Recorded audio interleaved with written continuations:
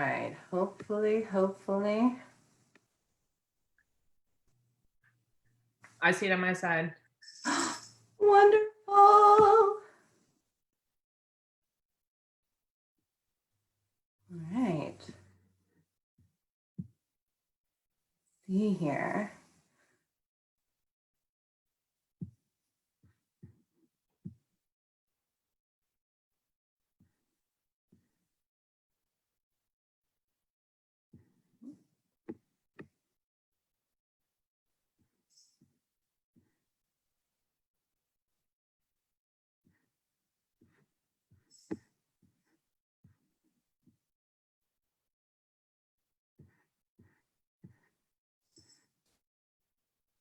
All right.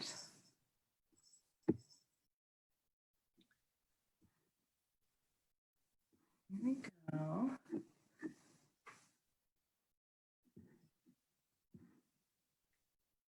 So we are slowly getting this going here. I see myself on the live video. I don't yet see Kirsten. I wonder if it's because I pinned you. Hold on. I doubt it. Did I? Did that change anything for you? No. Let's see, but I should see. I do still see you here, so I don't know why. Let's see.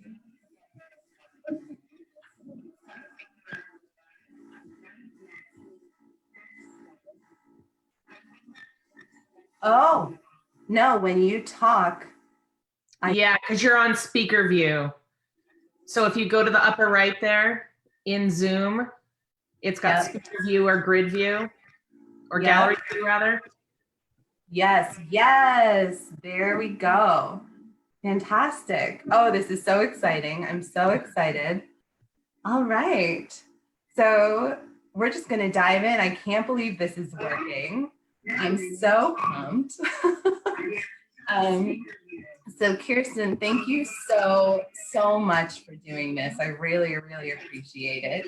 And we got to chat a little bit in the setup before this, but I'm just gonna roll back to the question again and ask you to tell us a little bit about what's going on for you at this time, and then also sharing a little bit about Brigade, who we work with, and you all are amazing. Thank you. Yeah, sure. I'll go for it. So first of all, thank you for having me. My first official live video of hating looking at my face, but we're gonna do this. It's a lot. It's a lot. Okay, so I'll first tell you a little bit about Brigade. I'll introduce myself. My name is Kirsten Modestow. I have a brand and packaging design agency in Hadley called Brigade. We are working with the Mill District right now on a project. We do short and long-term projects for companies of all sizes and all over the country. We do a lot of design, like I said, design and packaging work. So we have a crew of about 28 people. Wow. And we do a lot of foundational work and ongoing brand design for various companies. Right. That's awesome. I didn't even realize how big your team was because we've been working with sort of a small piece of it. That's a lot of people. That's awesome. Yeah, we have, we are like a creative department for some really big companies. And so a lot of that, we do a lot of their work. So when we talk about brand work, it's everything from ongoing marketing materials. Right. For one of our clients, for example, we provide assets to their sales team. And so we're helping them with all of their sales tools on the B2B side. And on others, we're doing retail point of sale for another one that's ongoing support throughout the year. So, wow. Okay. Yeah. And some of our relationships we have one relationship that's 14 years and counting, others that are upwards of 5 and 8 and things like that. So very long-term relationships as well, which we're very lucky to have. Yeah. That's interesting and kind of brings me to the next question about how this crisis that we're in has impacted you all. I know for the Mill District, it impacted us because we were about to launch a new brochure, which we are still launching soon, which is exciting. But it really made us stop, I mean, just in the nick of time, and look at the messaging and have to totally rework how we were talking about the world we were living in and the world we were building and the world we were offering. And so, you know, we're a fairly new client of yours, and with people that you've been working with for years, I mean, what has the impact been like for people as far as how they respond, how their image responds? I mean, I think that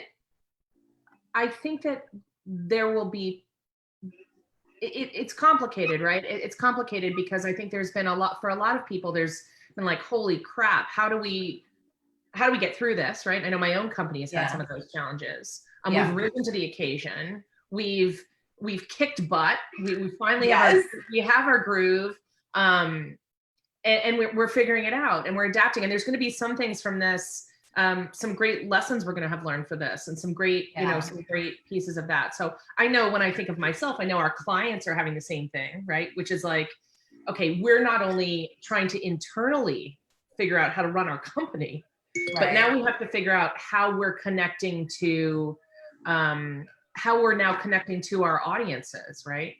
And I think the real key here is that people need to do it very authentically, and they need to make sure that they're having their messaging, how they pivot, stuff like that. They need to make sure that it feels very authentic to them and it feels real to them, and that you're genuinely connecting with them. With your consumer or your audience, whoever it is. And I think that,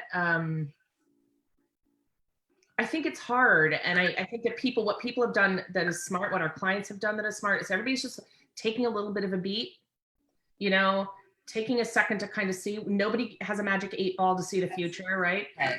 So stepping sort of cautiously into this, but also letting people know that, like, we get it. We're here. Right. And just to kind of give you the flip side for some people that maybe haven't done that, is an example of this for me is that I see a lot of people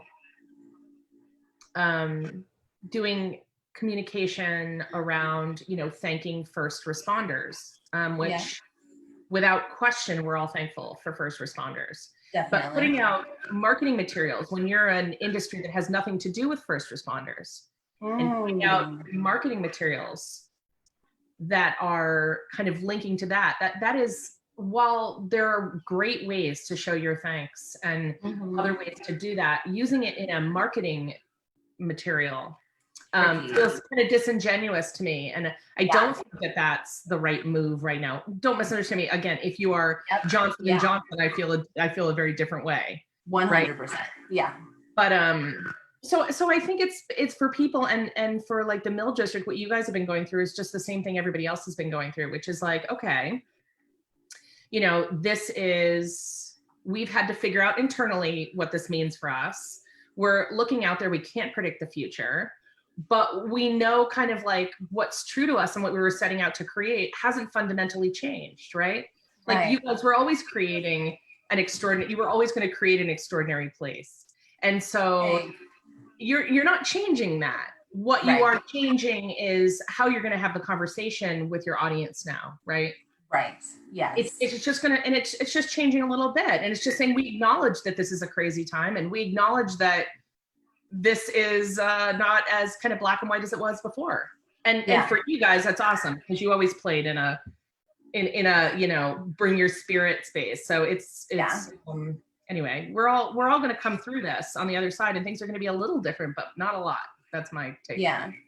That's so interesting. And it touches on something that I think is a really crucial question, where, you know, you mentioned not being able to predict the future, which we're all sort of struggling with, but there is an element in the work you're doing, I feel, where people are almost looking to you to predict the future. I feel very much the same in my position, where people are wanting to know what's coming and looking for support and reassurance. And so how do you and your team kind of walk the line of doing the work you're doing, and then at the same time providing some of that sort of less tangible relationship to clients who might feel really overwhelmed or adrift in what's happening?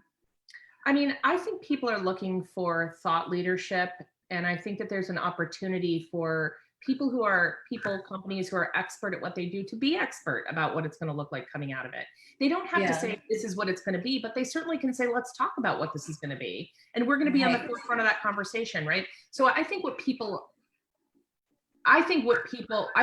our clients need and what our partners need is some confidence. And so we're supporting that by saying, you guys are doing the right thing.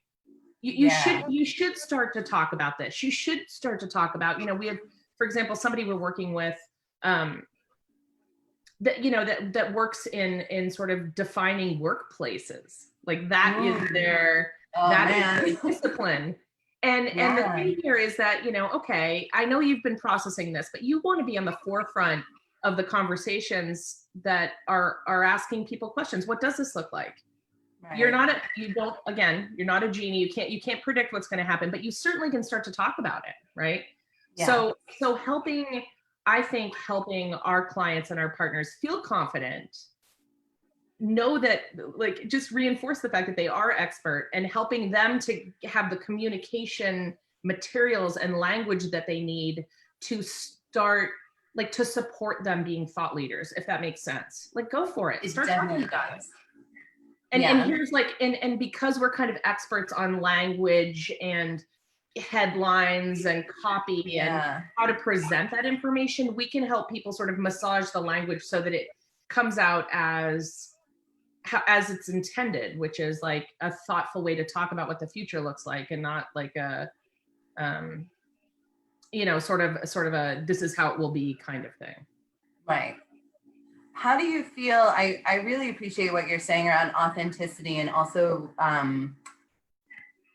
around making sure how someone responds, a business responds to what's going on is authentic through whether or not they would, I don't even really know how to pose the question, but in terms of marketing and branding, especially when you're creating something that's going to be out in the world, not in a digital format, if someone's looking to print materials and such, with so much changing so quickly, how do you advise businesses that you work with or clients that you work with on how to tweak messaging in what might be a very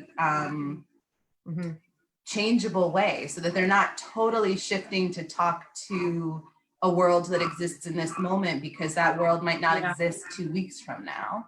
I think that what you're putting your finger on is we all have to be nimble through this, right? And we have to continually adapt. And I think that that's very important. I think we're going to see a huge uptick in the digital space. I think we're going to see more emphasis on websites. I would encourage more communication to be done digitally now, because you can pivot more quickly. I think, your brochure is an example that we've been working on together that will eventually be printed, right? When we feel like there's some more established times. But I think for now, keeping it digital, keeping it adaptable, making sure that it is what we need to do is we need to make sure that the communication that we're putting out, it feels good, right? Yeah. And that we're continually reassessing it and making sure that it continues to. And I guess my feeling about that, I guess if I go back to one of my previous comments, which is about that authenticity piece, right? When you are speaking from your heart, and like, let's just take yours, the Mill District. You have a vision for what you guys are building, right? Yeah. It's not changed. It hasn't changed. It hasn't changed. No, what is tiny changing is how you talk about it. Right. Right. It's just that. It's just acknowledging that things are a little bit different. That's it. Yeah. And I think the key here, and I guess when I talk about that first responder story, I guess what I'm saying is, for the people who are straying too far from what's authentic to them and what they stand for and what they're trying to create, I think they inadvertently kind of get themselves into trouble. So I think what we need to do is not shift everything. It's small degrees of tweaks, I think is the key. And I think when you're creating something that's authentic and that's true to you, that shouldn't be a problem at all. Yeah, I so agree. Do you feel that you have clients who have had all of this kind of majorly change what it is that they were offering, and how have you seen this impact different businesses that you work with of sort of varying degrees? Well, it's interesting. I'll take two of our larger clients. One is a major hotel chain, right? And Yeah. it's affected them really radically. Yeah. And the things that they need to do right now is they need to support their hotel owners, and they do, but they need to provide them support however they can, right? Yeah. And so they've taken, maybe a couple of months ago, they were like, we got to get people in these beds. Right now, they need to say, owners, we're going to get through this, because we are, right? And we're going to get through this, and we're going to get people back in your beds. But in the meantime, let's take this time to kind of make sure our ducks are in a row, we're ready for it, right? The other thing that they need to do through that, and is they need to also say, they need to provide kind of hope and a vision for it, right? When we talk about that thought leadership piece. Yes. Because I can guarantee you people are going to go back to hotels, and they're probably going to go more domestically. There's probably more travel locally and domestically than there ever has been. So, they need to do both two things. One is provide that ongoing support and that kind of thing. But they have had to pivot pretty radically, right? To manage this. Whereas on the flip side, we work with, a really large liquor company. And they have a different situation going on. They have incredible sales. Right. And it's funny because we help them with a lot of their retail displays. And I would say that, people are more hyper aware in a retail space than they've ever been. Yes. You used to go to the grocery store and everyone was on their friggin' cell phone and you couldn't push a cart through the aisle, and it was so aggravating. And now everyone's like looking at tape arrows on the ground and reading signs and actually picking up packaging that they may never have purchased before because their brand isn't in stock, and they're reading packaging. Point. So on that packaging and retail space, it's not just like a B2B space. You're seeing big changes over here and huge opportunities. Yes. And huge opportunities. So you're looking at like two clients who are, one is kind of hunkering down and getting back to its roots about how they originally started to work with all these hotels and these hotel owners, and like reinforcing their relationships. And then on this other side, you have like, okay, we're pivoting in this retail space and figuring out this new normal and how we continue to thrive in it. Anyway, I don't know that I necessarily answered your question, but I think people are all having very different challenges through that. And I think in both cases, while the outcome's very different for that, and sales are different for those two, right? Right. Everybody is getting back to the basics of their business, and they are really looking at things carefully. And I think that they will all be, again, stronger for it because it has given, albeit sales might be a little different. I think that this has provided for everybody out there. There has been so much, internal reflection and kind of getting back to some of the basics for people that it will strengthen their brand overall. Yeah. I think the ones that survive. Yeah. I so value the point that you're making about the opportunity. Because we are in this sort of unprecedented moment of, the world had gotten to a place, I think, where a lot of connecting was happening in the digital sphere and not a lot of connecting in person. And now this sort of vigilance and awareness that people have when they're in space with other people is an opportunity for people to notice more, to look around more, to connect more deeply. And yet, at the same time, there's going to be a recovery period to get over the fear of connecting. So what a fascinating duality that there's like more opportunity and awareness to connect, and then a lot of rules and guidelines around how to connect safely. It's like we're totally reinventing the wheel of like human interaction, which is really interesting. And I know in the Mill District, one of the things that we kind of were able to take a step back, we were so focused on the place that we were building Yeah. you know, stores coming in and events that were going to bring people together, and really having this wonderful, cool world of like fun experiential businesses to visit, and then also things to do. And when that all got put on pause because people couldn't come together, we took a step back and looked at what we had to offer in a way that still encouraged people to come to the Mill District to visit in person, but to stay outside and to stay a little bit further apart. And so we look to our assets in the outdoors, you know, hiking trails, the Robert Frost Trail, giving people a chance to experience the Mill District a little bit more on their own schedule and their own time. Yep. Yeah.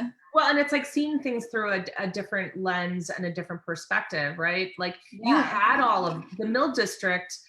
I think, you know, the initial, I mean, you guys initially, like, we do want to find the right partners for the Mill District, right? It's like, it's at this incredible situation where the people, the inventors and the visionaries can come and be a part of shaping this, which is an extraordinary situation for the right business. But in addition to that, the amount of things that the Mill District can offer through the Kohl's relationship and history, the access to the outdoors, the hiking trails, the history, the parks, you know what I mean? That part of it that we knew was part of the Mill District, and we always talked about it. I just think, to your point, it's now, it always has been vital, and it always was part of the picture. But right now it's like we need to emphasize that a bit more and focus on that part of it, because that's a huge point, which is like, we are going to come back together. We're going to come back together in you know, in different ways. And the Mill District can offer it in all sorts of ways, right? Whether it's going out on an isolated walk through, you know, through the park, or whether it's, you know, hiking trails, or whether it's an event you put together where everybody's sort of spaced out, or an open air concert, all the things that you can do there. Yeah, and it's looking through, yes, there will be retail places, and yes, there will be special partnerships that are extraordinary. And, you know, and I think that using them in a slightly different way, which is perfect for you, because you were dying to use them in a different way. That's always been the vision for them, which is like, we don't want to be like everybody else, and we want this to be different. So I think it's going to be great for you guys personally. Yeah, I agree. I was going to say, like, you as a placemaker, which is probably, in my opinion, one of the absolute coolest things about the Mill District, is having a placemaker. No, truly. I mean, I think that if that isn't a testament to what the vision is, I don't know what is. But so for you as a placemaker, I know you and I were talking about this before this even started, but for you as your career, looking at how like the job of a placemaker has changed, right? Yes. And how that will influence the Mill District. It's you know, what are some of the things that you're even thinking that change about it? I'm curious. Absolutely. So it's interesting, because when I have approached my job in the past, you know, it's very much about bringing people together. It's about those gathering spaces. It's about encouraging people to connect in person, talking, understanding each other. You know, I have always the ulterior motive of increasingly honest and authentic connection. You use that word, authenticity, too. And so what has really shifted for me is there's an opportunity to knit together the online world and the in-person world in a way that didn't really exist before. So if we can't gather in a space, let's say, for instance, you know, we put up a public art piece, and we encourage people to come out and view that public art on their own timeline, right? We can't have an opening. We can't have a gathering to celebrate it. We can't do all the like live painting series that I want to do, but we can put that public art piece up and tie in maybe an online interview with the artist rather than something in person.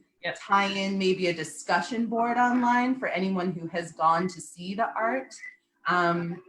What it brings up for me, because I have a theater past, or I have a theater present that is coming from a very long past. And I always, as an actor, loved the Q&A, right? When you would go to a play and afterwards the actors would stay on stage for, 15 minutes, half an hour and answer questions. And very often that was one performance out of 10 that happened. It was like a special thing.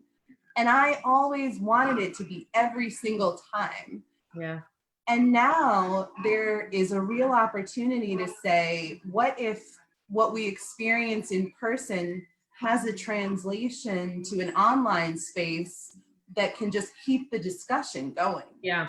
So, we can really bring those two worlds together rather than what I was doing before. I will totally cop to this, is I was very judgmental of online space and really valued in person over it. And as a placemaker was like, if you're not together in person, it's not as good. And I had to really put my judgment down and say, you know what, if online space is the only thing we have to leverage right now, I need to get on board and create spaces online that I am working to make just as fruitful and interesting and connected as I've been able to make my in-person spaces. And that's been a challenge to me, to really get off my high horse about it and recognize the value. So that has been a huge undertaking and, little bit. Yeah, and it will yield something. See, and that's the kind of stuff that's coming out of this COVID piece. Yeah. That it's like what you will add to the things that you will plan will be an experiential richness, because it will be multi-pronged, it will be in person, it will be online, it will be in social. And what you will create is something that has, honestly, that you grow a lot more love for, and probably a lot more, I think it's a richness that will make it very unparalleled for people, because it is so many layers to it, right? Yeah. And what brands are all talking about now is like experiential, like what makes from a sales piece, like what makes things sticky, or what makes things like what makes something like a household name, or makes somebody, what grows love, right? Is because you've provided things for people that really connect with them, right? It's that authenticity piece as well. So when you create as a placemaker and you put up what you just described, that public art exhibit, that discussion with the artist online, that social component, that follow-up, unveiling of some tweak to it, whatever the heck it is, that will be multi-sensory and so many layers. And I think what you're also doing is, all of these words about brick and mortar and brick and mortar and brick and mortar. Yeah. There will be, you are literally the reinvention of it and the reincarnation of it. And it's amazing. And you're in such a lucky spot, or very intentional spot, I guess, because I do think that you are hyper focused on this. This is the heartbeat of what you're trying to create, right? Yes. Is this experiential place for the right kind of the next new retail, like how that ties into this experiential piece and how they meet. And I don't know. I just think it's totally cool. And you're in the absolute right place for it, surrounded by colleges and artists and a community that's dying for this kind of stuff and loves it. Yes. Yeah. No, it's so true. I have a question from our online watchers, which is awesome, about Shalini's asking a question around authentically engaging with clients in a digital space that is so saturated with messages and small attention spans. Yeah. How do you encourage engagement online when it's so hard to kind of sift through all the messaging and people have so much coming at them? How do you sort of, whether it's language or, the length of messaging, how do you really slice through that? How can businesses get a little bit closer to people? I mean, I think that there's two pieces of it. I think one of the things that I will say over and over and over again is that I think that people need to be consistent and overly consistent. If we talk about messaging and we talk about, you know, people need to hear something 8 times before it sticks. And the reason why, yes, 8. And the reason why you see multi-channel approaches to an advertising campaign, you know, let's say you take an advertising campaign, you see a billboard, you hear a radio commercial, you know, Dunkin' Donuts, you see a print ad, you know what I mean? You see the cup in a movie. You've been hit more than 8 times with that, right? So when you are trying to put your brand out there or connect with your consumers or your, you know, you said client, the question said clients, but when you are communicating, what you want to do is you want to keep it simple and keep it consistent. Okay, it may feel repetitive. You may feel fatigue in your own brain saying the same thing over and over again, but I would argue that there is so much chatter out there and there is so much noise. Keep it simple, keep it authentic, and then repeat it. And keep it consistent. Keep it consistent. That builds trust, that builds consistency, that builds on authenticity, right? So my encouragement is to narrow down in this time. Our company is doing the same thing. We're getting like you know, we're packaging, we're branding, we're this, we're that. We're like, we're narrowing and we're narrowing, focusing, and consistent. Yeah. And that's such a good point. And especially like we were talking a few minutes ago about shifting landscape and shifting messaging. And so it's important, it sounds like, to sort of, even as things are changing so fast, for a business to land on a message for a minute, stay on it before moving on, so that your business doesn't become just another part of the shifting. And the key here is that the shift shouldn't be big. The Mill District's a perfect example of it. We tiny tweaks. Yeah. Right? Yes. It's just we're making sure that we're listening and that we are acknowledging what's happening and we're hearing it. We're not tone deaf, right? Right. But we're authentic. So we know who we are, we know what we need to say, and we're not tone deaf. That's all we're doing. Slight pivots. Right. Light touches. And that has been so helpful. I think one of the things that we have really enjoyed about working with you and your team is that you all were right in there with that kind of information. When everything got thrown up in the air, we really looked to you for guidance, and you all were right there with the guidance, even though this situation has obviously never happened before. Very unprecedented. But I feel like right from the start, from our first Zoom call, when we all finally couldn't meet in person, from that first Zoom call, you gave us that message of don't go over the top with changing everything. Just, you know, really look for the places where it sounds a little tone deaf, and, you know, we have to change some of the language. So I have so appreciated that about working with you guys. Because there's 2 parts of it, right? One part is that it may feel, I don't see it as rocket science, right? It's like, we knew what we were building. We knew what the Mill District would be. Our brand, it'll have pivots. Placemaker pivots. It will have pivots, but it's still the heart of what we set out to do. The thing that has really changed is our audience is nervous. Our audience, you know, right? You're talking to for perfect example. You guys are looking for the right business to come to the Mill District, the right partnership to come in, and that partner needs to make sure that you want them to bring something to the table, right? So they need to be cool. They need to think different. They need to love the idea of placemaking and the experiential brand that you're building. So you need the right partner.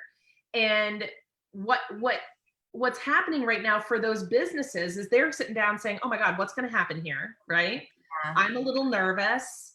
That said, they're having the same conversations we are, which is like, there are opportunities here too, right? And we're going to reopen. And it's going to look a little different, right? So what I think is very crucial about this is that what we do is not brain surgery. We're very hyper aware though of how we feel and how we want to be spoken to. And when you're true to yourself and you're true to your consumers and you're true to that, you know, that human piece, then I think it's just fine. And I think when you think of the best commercials, for example, if we look at like an advertising example, you look at the advertising that's like made you feel something, it connected to you on a human level that you could believe, right? It sounds a little corny, but it's not. The things that feel bad is where someone goes out and is like overly clever or saying a message they really shouldn't be saying, right? Right. Like, or like, here, let's jump onto this bandwagon, or let's do this. It's like, no, you need to say, like, for you in your space, you need to say, I acknowledge that these are messed up times and that everyone feels a little uncertain, and that's fine. We do too. Yeah. Yes. Jumping in there with people. I feel like that is such a great way to look at it. And certainly I think our philosophy in the Mill District has been, we are in this also. We are not separate. You know, we're not creating a place for you all.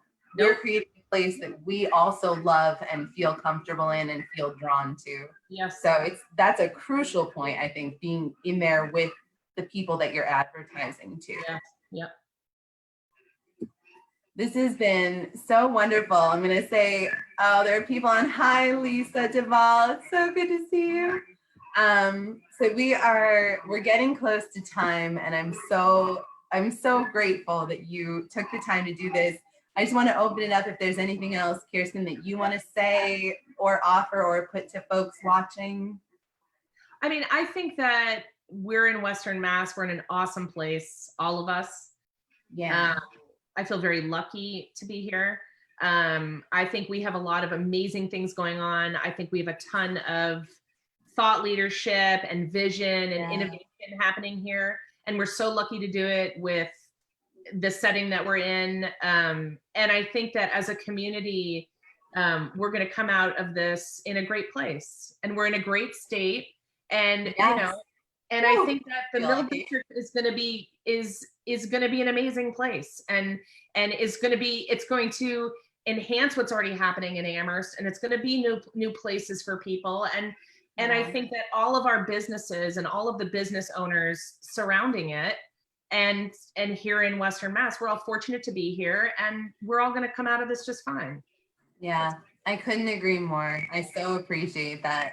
And I'll just say, I mean, the Mill District is so, I mean, your help and your support and working with your team has just been invaluable. I mean, you've really been, I know, a touch point for us. And as we keep working with you and really honing our messaging, I'm so grateful that you all are in the mix with us and that we're all in the valley together. So I really appreciate your time and everything that your whole team does.